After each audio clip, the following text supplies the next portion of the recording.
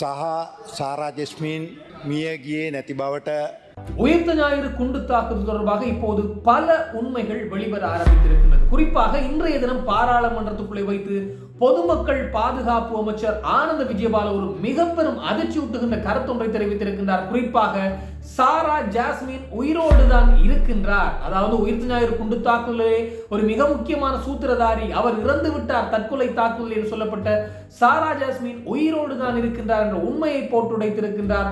அதோடு அவர் இந்தியாவில் இல்லை, இன்னும் ஒரு நாட்டிலே இருக்கின்றார் என்ற உண்மையும் போட்டுடைக்கப்பட்டிருக்கின்றது. பிள்ளையானும் இந்த உண்மையை ஒப்புக்கொண்டிருக்கின்றார் என்ற அடிப்படையிலும் இப்போது தகவல்கள் வெளியாக ஆரம்பித்திருக்கின்றது. இந்த விடயங்கள் பற்றி தான் இந்த தொகுப்பினூடாக முழுமையாக பேச போகின்றோம்.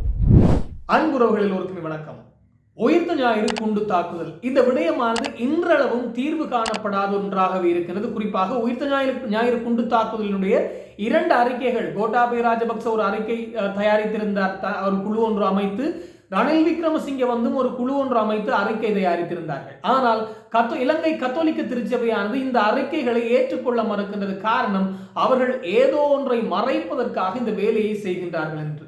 அதோடு பல உண்மைகள் பல மர்மங்கள் நிறைந்ததாகவே தான் இந்த உயிர்த்த ஞாயிறு குண்டு தாக்குதல் என்பது, இந்த விடயம் என்பது இப்போது வரையிலே இருக்கின்றது. குறிப்பாக அதிலே ஒன்றுதான் இந்த சாரா ஜாஸ்மின் என்று சொல்லப்படுகின்ற புலஸ்தீனி அவர்கள் உயிரோடு இருக்கின்றார் என்ற ஒரு தகவலும், அவர் இறந்து விட்டார், அவர் இந்த குண்டு தாக்குதலே, அதாவது தற்கொலை தாக்குதல், தங்களை தாங்களே அழித்துக் கொண்டு சாய்ந்தமருது பகுதியில் ஒரு வீட்டில் இடம்பெற்ற அந்த தற்கொலை தாக்குதல்களே அவர் இறந்து விட்டார் என்ற அடிப்படையிலும் தகவல்கள் வெளியாகி வருகின்றது. ஆனால் இன்று வரையிலே உறுதிப்படுத்த முடியாத ஒன்றாகவே இருக்கின்றது இந்த புலஸ்தீனி, அதாவது சாரா ஜாஸ்மின் உயிரிழப்பு என்பதுதான் ஒரு பெரும்பிடயம். அதற்கு இன்றைய தினம் மிக பெரும் ஒரு விடயத்தை அல்லது மிக பெரும் ஒரு உண்மை ஒன்றை பாராளுமன்றத்துக்குள்ளே வைத்து பொதுமக்கள் பாதுகாப்பு அமைச்சர் ஆனந்த விஜயபால தெரிவித்திருக்கின்றார். குறிப்பாக எதிர்க்கட்சி நாடாளுமன்ற உறுப்பினர், ஐக்கிய மக்கள் சக்தி நாடாளுமன்ற உறுப்பினர் முஜிபுர் ரஹ்மான் பாராளுமன்றத்துக்குள்ளே ஒரு கேள்வி ஒன்று எழுப்பியிருந்தார். அதாவது இந்த வெளிநாடுகளில் இருக்கக்கூடிய பாதாள உலக குழுக்களுக்கு பிடியாணை, சிவப்பு பிடியாணை பிறப்பித்தவர்களை பிடிக்கின்றீர்கள், சாரா ஜாஸ்மின் உயிரோடு தான் இருக்கின்றார் என்றால், அவர் இந்தியாவிலே தான் இருக்கின்றார் என்றால், ஏன் அவருக்கு இன்னும் இந்த பிடியாணை பிறப்பிக்கப்படவில்லை என்ற அடிப்படையிலான ஒரு கேள்வி ஒன்றை எழுப்பியிருந்தார். அதற்கு பதிலளித்த பொதுமக்கள் பாதுகாப்பு அமைச்சர் ஆனந்த விஜயபால குறிப்பிட்டிருக்கின்றார், சாரா ஜாஸ்மின் இந்தியாவிலே தான் இருக்கின்றார், சாரா ஜாஸ்மின் உயிரோடு இருக்கின்றார் என்ற தகவல்களுக்கு வெளிவர ஆரம்பித்திருக்கின்றது. இந்த தகவலுக்கு மெல்ல மெல்லமாக வெளிவர ஆரம்பித்திருக்கின்றது. அதோடு அவர் இந்தியாவிலே தான் இருக்கின்றார் என்பது உறுதிப்படுத்தப்படாத ஒன்று. எனவே அதை பற்றி எனக்கு தெரியாது, மாறாக அவர் இந்தியாவுக்கு வெளியிலும் இருக்கலாம், ஆனால் அவர் உயிரோடு இருக்கின்றார் என்ற தகவல் மெல்ல மெல்ல வெளியாக ஆரம்பித்திருக்கின்றது என்பதை சுட்டிக்காட்டியிருக்கின்றார். இந்த சாரா ஜாஸ்மின் என்ற விடயமானது மிக பெரும் பேசுபொருளாக மாறுகின்றது. ஒருவேளை அவர் உயிரோடு இருந்தால் பல உண்மைகள் வெளிவரலாம், அல்லது பல உண்மைகளோடு அவர் இப்போது இருக்கின்றார் என்பதுதான் மிக மிக முக்கியமான விடயம், அல்லது பல மிக பெரும் அரசியல்வாதிகள் சிக்கலாம் என்பதுதான் இப்போது இருக்கின்ற ஒரு விடயம். அதனால் தான் இந்த சாரா ஜாஸ்மின் விடயம் மிக பெரும் பேசுபொருளாக மீண்டும் மாறுகின்றது. அதிலும் பொதுமக்கள் பாதுகாப்பு அமைச்சர் உயரிய சபையான பாராளுமன்றத்திலே வைத்து அவர் உயிரோடு இருக்கின்றார் என்ற தகவல் வெளிவருகின்றது என்று குறிப்பிட்டிருக்கின்ற விடயம்தான் அது மிக மிக கவனத்தை ஈர்த்திருக்கின்ற விடயமாக இருக்கின்றது. காரணம், பொதுமக்கள் பாதுகாப்பு அமைச்சர் பொறுப்பு வாய்ந்த இடத்தில் இருக்கின்றார், அதுவும் உயரிய சபையிலே வைத்து, அதுவும் கன்சாட்டிலே அவருடைய உரையெல்லாம் பதிவு செய்யப்படும். எனவே அந்த உயரிய சபையிலே வைத்து சாரா ஜாஸ்மின் உயிரோடு இருப்பது சார்ந்த தகவல் வெளிவர ஆரம்பித்திருக்கின்றது, அல்லது மெல்ல மெல்ல வெளிவருகின்றது, அவர் உயிரோடு தான் இருக்கின்றார் என்ற அடிப்படையிலான கருத்தானது மிக பெரும் பேரதிர்ச்சியை ஏற்படுத்தி இருக்கின்றது. நான் சொல்ல மிக பெரும் ஆர்வத்தை பலர் மத்தியிலும் தூண்டி இருக்கின்றது. யார் இந்த சாரா ஜாஸ்மின்? புலஸ்தீனி என்று சொல்லப்படுகின்ற இவர் பின்னர் மதம் மாறி இஸ்லாத்துக்கு மாறி அதன் அடிப்படையிலே இந்த கட்டுவாப்பட்டிய பகுதியிலே தேவாலயத்திலே குண்டு வெடிப்பிலே தற்கொலை தாக்குதல், அல்லது குண்டுதாரியான அவருடைய மனைவி தான் இந்த சாரா ஜாஸ்மின் என்று சொல்லப்படுகின்ற பெண். எனவே இவர் எப்போது உயிரிழந்தார்? இவரும் குண்டு தாக்குதலை மேற்கொண்டாரா என்றால் இல்லை, மாறாக 2019 ஏப்ரல் 21 தற்கொலை குண்டு தாக்குதல் இலங்கையுடைய பல பகுதிகளிலும் இடம்பெறுகிறது. பல உயிரை குடித்திருந்த ஒரு விடயம். அதன் பின்னர் 5 நாட்கள் கழித்து 26ஆம் தேதி சாய்ந்தமருது பகுதியில் ஒரு வீட்டிலே திடீரென குண்டுவெடிப்பு ஏற்படுகின்றது. அதிலே 15 பேர் வரையிலே உயிரிழந்திருக்கின்றார்கள். அதிலே ஒருவர் தான் சஹ்ரானுடைய தம்பி என்று சொல்லப்படுகின்றது. ஆனால் இப்போது வெளிவருகின்ற தகவலின் அடிப்படையிலே சஹ்ரானுடைய தம்பி குண்டுவெடிப்பில் இறக்கவில்லையா, மாறாக அவரை யாரோ சுட்டுக் கொண்டிருக்கின்றார்கள் அந்த வீட்டிலே. அதன் பின்னர் தான் இங்கே குண்டுவெடிப்பு ஏற்பட்டிருக்கின்ற இந்த தகவல்களும் கொஞ்சம் கொஞ்சமாக கசிய ஆரம்பித்திருக்கிறது. எனவே இது ஏதோ ஒரு குழு ஒன்று பின்னிருந்து இயக்கி வருகின்றது என்பது இதிலிருந்து தெரிய வருகின்ற ஒன்றாக இருக்கிறது. எனவே இந்த சாரா ஜாஸ்மினும் அதாவது அந்த வீட்டிலே சாய்ந்த மருது பகுதியில் இடம்பெற்ற அந்த வீட்டினுடைய அந்த குண்டு தாக்குதலே அவர் உயிரிழந்திருக்கின்றார். 15 பேரிலே அவரும் ஒருவராக இருக்கலாம் என்று எல்லோருடைய உடற்கூற்று மாதிரிகளும் பரிசோதிக்கப்பட்டிருந்தது. முதல் தடவை சாரா ஜாஸ்மினுடைய உடல் என்று அடையாளப்படுத்தப்பட்ட அந்த எலும்புகளோடு உடற்கூற்று மாதிரியை ஒப்பிடுகின்ற போது, அவருடைய உறவினர்களுடைய உடற்கூற்று மாதிரியை ஒப்பிடுகின்ற போது அது தோல்வி, அதாவது பொருந்தாத ஒன்றாக இருக்கின்றது. இரண்டாவது முறை, இதெல்லாம் கோட்டாபய ராஜபக்ச காலத்தில் இடம்பெற்றது.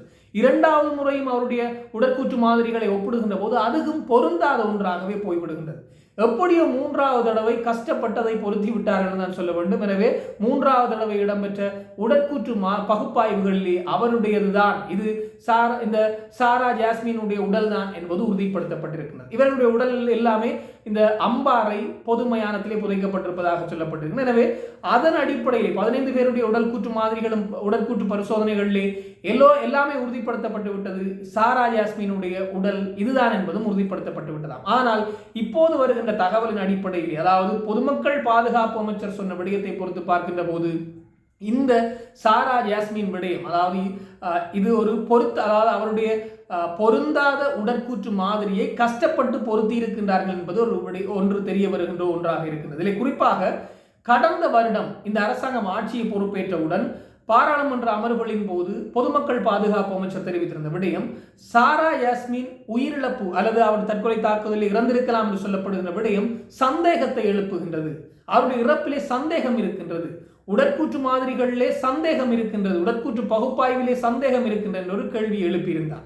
அதே பொதுமக்கள் பாதுகாப்பு அமைச்சர் ஒரு வருடம் கடந்த பின்னர் இன்றைய தினம் குறிப்பிடுகின்றார் அவர் உயிரோடு இருக்கின்றார் என்ற தகவல்கள் வந்து கொண்டிருக்கின்றது என்ற அடிப்படையில். எனவே ஏதோ ஒன்றை அவர்கள், அதாவது ஏதோ ஒரு தகவலின் அடிப்படையில் அல்லது அவருடைய உயிரோடு இருக்கின்றார் என்பதை அறிந்து கொண்டதனால் தான் இதை அறுதியும் உறுதியுமாக அவர் குறிப்பிட்டிருக்கின்றார். இவர் இந்தியாவிலே இருக்கின்றாரா என்பது எங்களுக்கு தெரியாது, மாறாக அவர் எங்கோ ஒரு இடத்திலே இருக்கலாம் என்ற தகவல் சொல்லப்பட்டிருக்கிறது. அது தொடர்பாக விசாரணைகள் இடம்பெற்று வருவதாகவும் சொல்லப்பட்டிருக்கிறது. அதோடு கடந்த காலங்களிலே பொதுமக்கள் பாதுகாப்பு அமைச்சர் குறிப்பிட்ட விடயம், இந்த பிள்ளையானிடம் நடத்தப்பட்ட விசாரணைகளிலும் உயிர்த்த ஞாயிறு குண்டு தாக்குதல் தொடர்பாக அவருக்கு முழு விவரமும் தெரிந்திருந்ததாம்.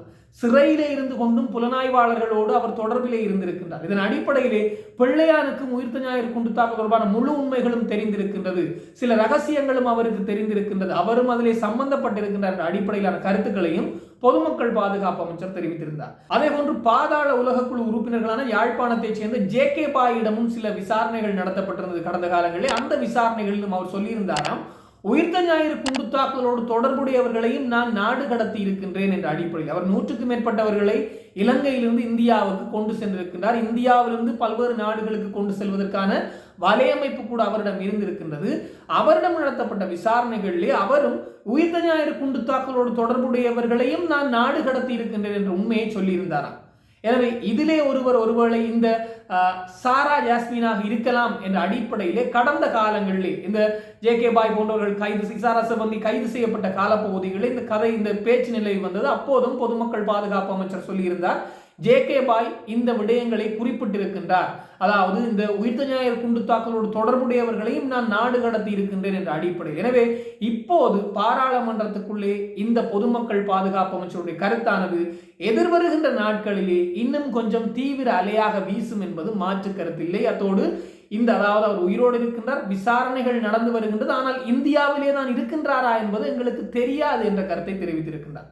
எனவே இப்போது விசாரணைகள் தீவிரப்படுத்தப்பட்டிருப்பதாக சொல்லப்பட்டிருக்கின்றது. ஒருவேளை அவர் உயிரோடு இருந்தால் இந்த சாய்ந்தமருது பகுதியிலே இடம்பெற்ற அந்த விடயம், அதாவது சஹ்ரானுடைய தம்பி சுட்டுக் கொல்லப்பட்டதுன்னு சொல்லப்படுது, அதாவது பல செய்திகளில் வந்த ஒன்றுதான், சஹ்ரானுடைய தம்பி சுட்டுக் கொல்லப்பட்டார் என்றும் இருக்கின்றது, தற்கொலை தாக்குதலில் இறந்து போனார் என்றும் இருக்கின்றது.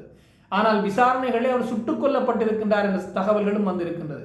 இன்னும் அந்த இடத்திலிருந்தவருடன் நடத்தப்பட்ட விசாரணைகளின்படி பார்க்கின்ற போது சாரா யாஸ்மின் யாரோ ஒருவரால் கூட்டிச் செல்லப்பட்டார் என்ற அடிப்படையிலும் அங்கே அதாவது வாக்குமூலம் ஒருவர் வழங்கி இருக்கின்றார். எனவே இது ஒரு எதிர்மாறான, அதாவது நேர்மறையான எதிர்மறையான சில விடயங்களாகவே இருந்து வருகின்றது. பொறுத்திருந்து பார்ப்போம், இந்த அரசாங்கம் சரியான விசாரணைகளை மேற்கொள்ளுமா எல்லோரும் எதிர்பார்க்கின்ற ஒரு விடயமாக இருக்கின்றது. பொறுத்திருந்து பார்ப்போம் என்ன நடக்கும் என்று. இது தொடர்பாக இன்னும் பல தகவல்கள் வருகின்ற போது உடனுக்குடன் தெரியப்படுத்த நானும் தயாராக இருக்கிறேன். அதுக்கு முதல் மிஸ்டர் ஈழத்தமிழன் என்ற யூடியூப் சேனலுக்கு நிறைய பேர் உங்களுடைய ஆதரவுகளை தந்து கொண்டிருக்கிறீர்கள். எல்லோருக்குமே என்னுடைய மனமார்ந்த நன்றிகள். இந்த காணொலிக்கு நீங்களும் புதுசாக வந்திருந்தால் நீங்களும் இந்த சேனலை சப்ஸ்கிரைப் பண்ணுங்க, லைக் பண்ணுங்க, கமெண்ட்ஸ் பண்ணுங்க. இந்த காணொலி பிடிச்சிருந்தால் உறவினர்கள் நண்பர்களுடன் பகிர்ந்து கொண்டீங்க என்றால் எனக்கும் ஒரு ஆதரவாக இருக்கும். தொடர்ச்சியாக காணொலிகளை செய்வதற்கு இன்னும் ஒரு தொகுப்போடு சந்திக்கலாம். உங்களிடம் விடைபெறும் நான் என்றும் உங்கள் அன்பின் ஈழன்.